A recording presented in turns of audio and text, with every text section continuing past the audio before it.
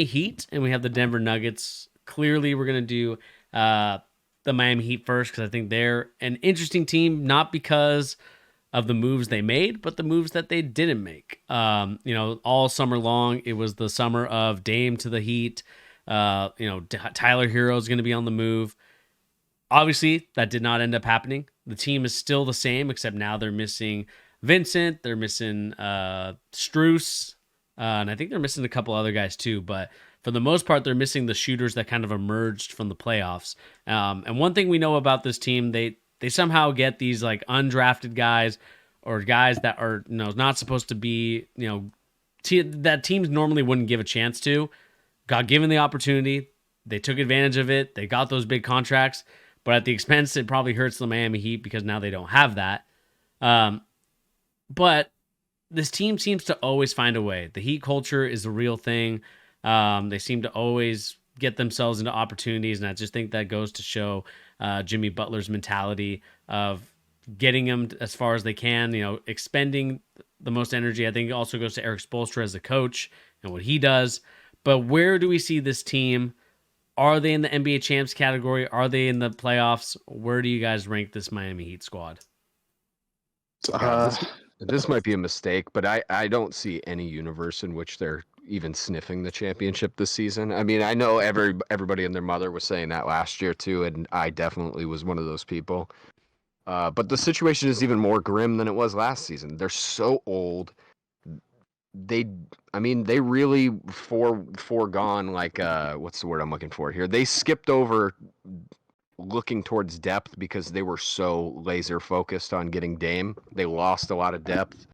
But they still, the one thing about this team, and this is the reason they have to be in the playoffs, is ultimately you have either the best coach in the league, worst a top 3 coach in the league in Spoelstra, and they're always going to just find production from guys that have never shown to be productive members of the league, right? Like, they're going to get good stuff out of Nikola Jovic. I mean, he looks really impressive in general, but he didn't get any minutes last season, really, and he's going to be asked to do a lot, I think, coming into this season. And that's not, for a lot of teams, that's a bad thing. But the Heat, I think they're going to figure it out. Jaime Jaquez, he's a guy that's a rookie. He's still going to get asked to do a fair bit for them. Most teams, I'd feel a little differently about that, but it's the Heat. They're going to get good stuff out of him. So I can't say I'm super high on them, but ultimately, you just can't count them out, man. This is much more rude than I intend it to sound. I actually mean it respectfully in a weird way. They're this is the weirdest respectful compliment I could ever give. They're kind of like the NBA's cockroach. Like, they're not going to just go away. Like, you have to deal with them. You never know when they're going to pop back up and say, hey, we're still here. You have to still consider us a problem. But that's just what their identity is. That's part of the reason why they're such a dangerous team in the postseason. So I don't think they're going to win the championship. I don't even think they're going to get towards the Eastern Conference Finals, but you still have to worry about them if your team's like the Celtics and the Bucks, I think. Yeah, I completely agree with that. The cockroach comparison kind of wild, but it's pretty spot on. They're a menace, dude. No, they really are. There's like this thing, I remember reading this report, but nobody values Heat picks, which is why like the Tyler Hero trade was just kind of like, okay, you get Tyler Hero and 3 first-round Heat picks for Dame. Well, the Heat are always good, so like, those picks never really convert. Even if they there's no chance that they'll be bad. Even when they should be bad, those picks never convert in anything good because they always stick around and always make the playoffs. So I would just, if I'm a Heat fan, I would just like be happy that knowing my team is going to compete and, probably make the playoffs, but they just don't have the talent to really, to definitely make it to the finals again and even probably win. They could win 1 playoff series just off of Heat culture, but they just don't have the top end talent. But I like the guys that they signed for their team. Like, Jack Diallo is a throwback name I haven't seen in so long, but I think, like with his athleticism, length, and height, everything, they'll be able to get some good stuff out of him. They signed him for a reason. They know what they're doing. Thomas Bryant, we saw him look good next to LeBron. I'm sure Jimmy can get something out of him and Spoelstra. Jaime Jaquez is the perfect player for this team. Yep. He's a dog. He can shoot it. He can play. He's a little older, so he should get some real minutes and contribute for this team. And I'm kind of happy that, they didn't get Dame, because I think he was going to be involved in that trade, and he really fits their Heat culture. So I wanted to see him develop in that culture. Everywhere else, point guard position, they're kind of screwed. You cannot be playing Kyle Lowry as your starting PG in 2023. And he makes the third most on the team. Yeah, that's so crazy. Yeah, that's just ridiculous. Luckily, he's a expendable contract this season, though. Exactly. Yeah. Final year. That helps. Yeah, exactly. Yeah. Maybe a team will take him. Yeah. This is like you guys said. I mean, this team, they have a never say never or can't die attitude with a bunch of their guys. Jovic is another guy that they're developing that, could potentially be something. Definitely will be. I think he will be something for this team, especially with the way that the Heat culture is. Jaime Jaquez, you guys raved about him. I've raved about him. Like he's a really good player. I enjoy his game. I just think he does a little bit of everything, which helps this team out tremendously. Quotes actually just came out recently about Tyler Hero talking about wanting to be an untradeable or unapproachable player, just in terms of he wants to prove the haters wrong and things like that, which, I think there is some of that at times from him, but he also does a lot of defensively, a lot of bonehead mistakes. And so, and offensively at times too. So I'd be curious to see like how he kind of changes his role and what role he gets on the team. But like you guys said, it goes through Jimmy Butler. Like Jimmy Butler's going to be the guy on this team. He's 34 years old now. Like, can his body handle another workload, another season of basketball where it's going to be strenuous? They're going to expect them to at least get to the NBA Eastern Conference Finals, or to maybe the semifinals for some people. But do you guys think that it needs to be like Bam's team? Like, does he need to take the step? Is he capable of taking the step? That's kind of what I want to ask you guys. I mean, he took the step last year in the regular season. I think he averaged a career high in points. But as far as the playoffs go, it's got to be Jimmy, just because he's able to create his own shot and he's like the alpha dog. Mm-hmm. I do want to say, I think it's like a shame that they didn't add more talent, because I think with Jimmy and Bam as your two main guys, you always have a chance. Like the way they play in the playoffs, it's just, you always have a chance. So if they had added somebody next to them to give them a better chance, that would have been nice to see. I still don't think it's out of the question that they do it in the middle of the season. I really think it's not out of the realm of possibility that they still make a trade for this team. Mm-hmm. I mean, I just don't think there's any universe in which Bam is the number one on a really good team. I just don't think that's the type of guy he is. Like, that is kind of false expectations as far as I'm concerned for him. He's very good. I mean, at a lot of times, I probably underrate Bam more than most people. I just am never too keen on his offensive game, but I mean, he is super versatile, and I mean, he showed himself like the best version of himself in the playoffs, as far as I'm concerned. Like, that was the best I've seen him play. A few different stretches as the playoffs went on. So, yeah, I don't know, man. This team is funky. They're really funky. I am definitely not a big Hero guy. So I think ultimately my hesitation to say they have like a real runway to the championship just stems from like, I just don't see it with Hero. Like, he's definitely good. I'm not saying he's like a terrible player. It's just, I mean, at best, he's like a really high-end, like, six-man. He's like a perennial six-man of the year candidate. But that's not the determining factor between winning a championship and not, in my opinion. Yeah, not wrong. They should have sold high on him when they could. I totally agree. They fumbled the bag there. One thing I will say for this team, my last thing, I think this team should get in contact with Chicago and try and get the rights for Lonzo. And just hold on to Lonzo. Like, he's the perfect guy for this team. If he ever gets healthy, he's perfect for just Heat culture, what we think of it. I would love to see Lonzo in a Miami Heat uniform. I thought you were going to go with the Levine route. I really think they should get Zach. I think he would fit Heat culture get too. Them both. Get them both. Why not? Just hold on to Lonzo, get Levine for the team right now. It would dramatically improve a lot of their situation. Yeah. Let us know in the comment section down below. What do you guys make of the Miami Heat? Are they a championship team? Are they a playoff team? Let us know in the comment section down below. And I believe we have them in playoffs, if I'm not mistaken. Yeah, I think that's fair. Yeah. Alrighty, everybody. Let's move on to our final team. Of course, the NBA champs. We know about them. It is, of course, the Denver Nuggets. I think reigning champs. Personally, I think they're probably back in the championship category. I'll put them in the front just because they did win the championship. But let's look at this team. Look at their roster. Look who they're missing. Of course, earlier we talked about it before in a previous video with the Indiana Pacers. If you haven't checked that video out, go and check it out. Bruce Brown is on that team. There's a couple of other players that they're missing too. But for the most part, relatively, besides him, they've kind of gone back with the same roster. Is this team going to repeat as a two-time champ? What do you guys make of this team? I think they've got a really good chance. I actually think people are really sleeping on this team already.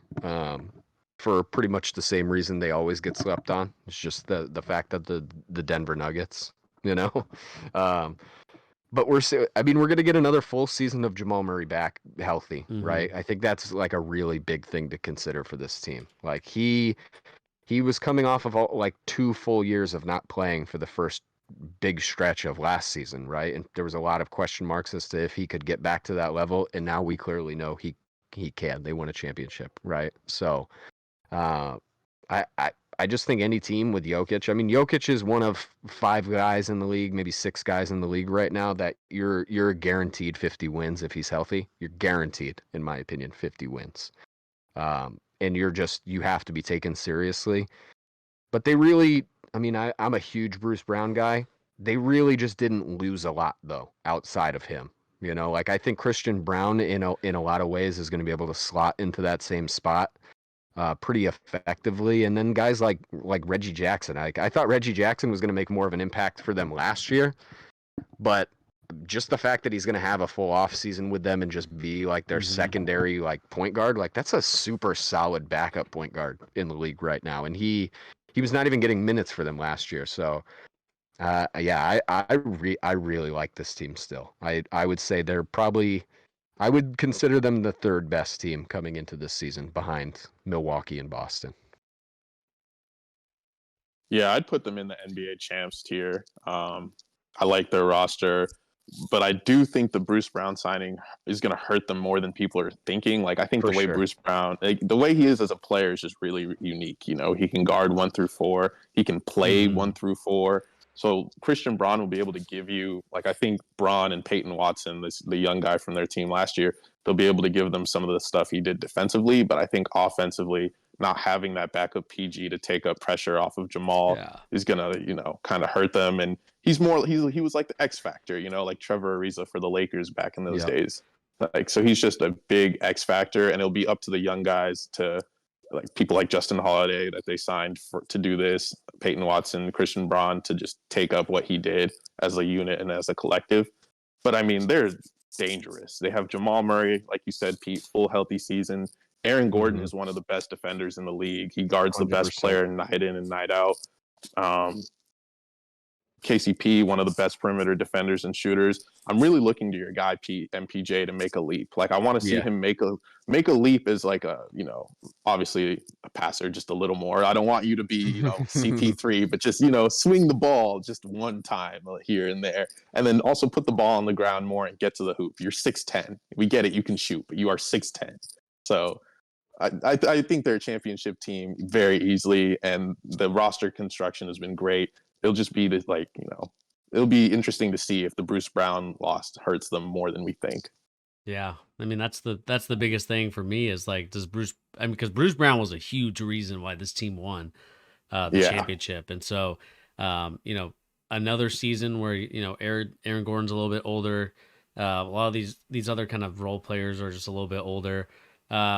But at the end of the day, I think that it was kind of also the heroics of Jamal Murray and the shot making that he had in that whole playoff run that they went on was also a huge thing too. So I'm curious to see how that goes on. And it's also, to me, it's like Jokic, man. And he's a guy that doesn't seem really motivated to play basketball. in a sense where like you know what I mean. Like I feel like that's blown out of proportion. I You don't know. think People so? just use, yeah, I think the media just does that to make him look cool, or they like it for clicks or something. Like the I dude loves totally agree. basketball. Yeah, Yeah, he would not be the level he is if he didn't. exactly. The It's way he it's plays screams, I love basketball. it's crazy to me that that gets talked about as much as it does because honestly, it is his job, right? Like, why would he not want a full summer? like I don't really get blowing that out of proportion in terms of like it has any impact on him as a basketball player. Like, he clearly loves it. He's gotten better every single season, even till last season, which he's been the best player in the league,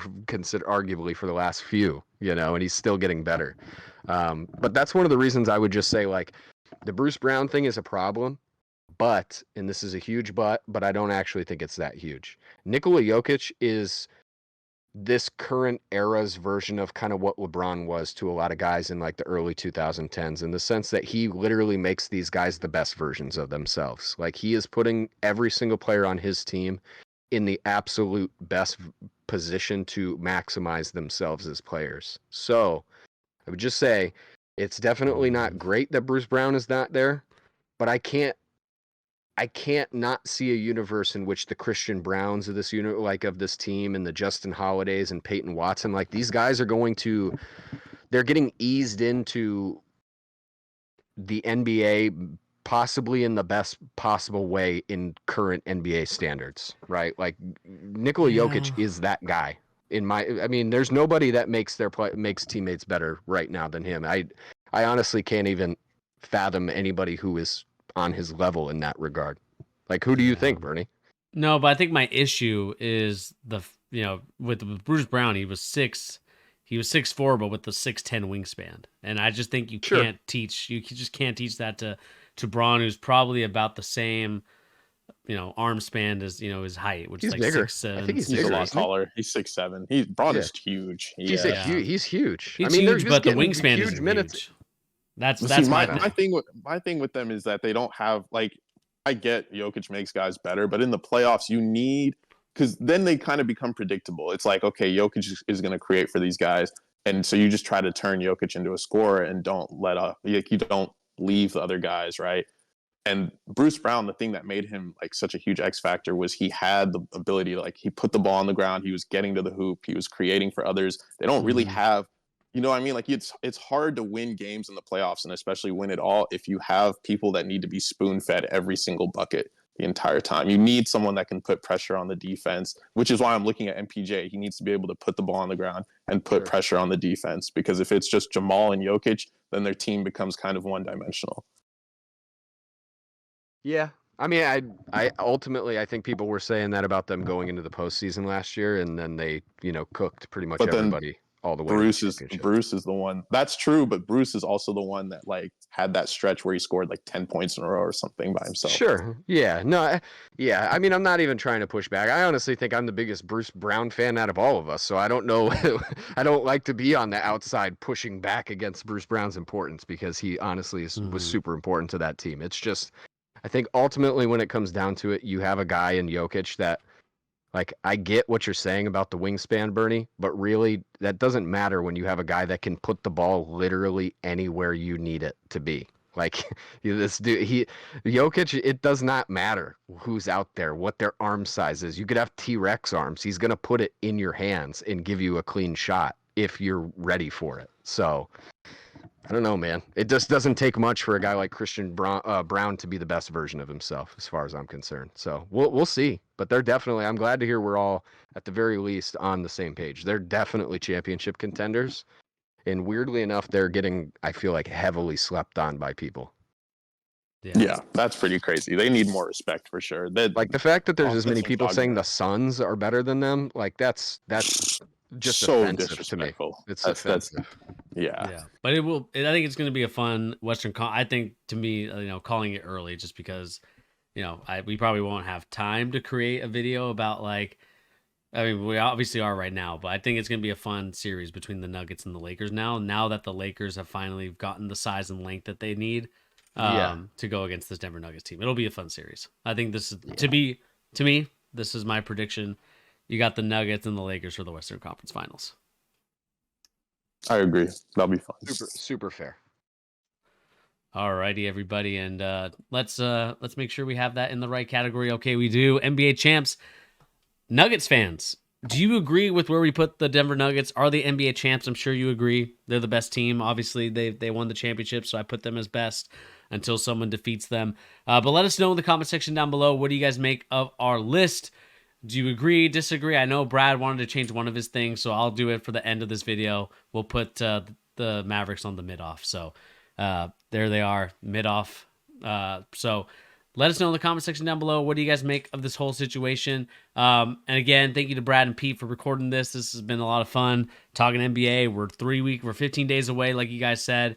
It's going to be a lot of fun this NBA season. Thanks for having us, bro. Definitely. Can't wait. This is going to be a great season. I just want to explain my Mavericks take real quick. They can't be league pass worthy because they're not even fun to watch. It's just Kyrie and Luka dribbling 40 the entire shot clock and then passing to an open shooter and expecting that shooter to be Steph Curry and knock it down every time. It's trash. This is why I had them as lottery bound. I stand very, very firm on that. They're terrible. They're garbage. That's worst coach in the league too. All righty, everybody. Thank you for joining. Please remember to hit that like, share, and subscribe button if you're new to the channel. Again, all that stuff helps us out tremendously as we continue to grow this channel, as we continue to grow our content here on The Charge. Let us know in the comment section down below what do you guys make of everything, and we'll catch everybody on the next episode of The Charge. Peace out, everybody.